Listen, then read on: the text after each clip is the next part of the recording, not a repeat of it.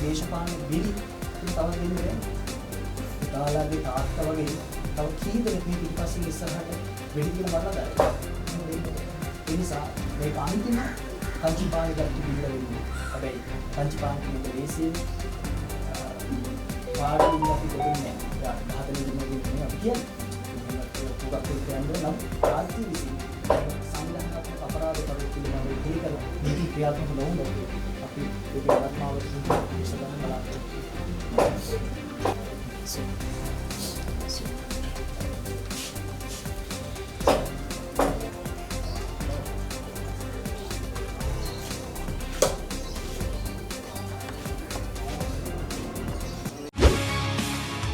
செய்திகளை உடனுக்குடன் தெரிந்து கொள்ள உடனே சப்ஸ்கிரைப் பண்ணுங்க.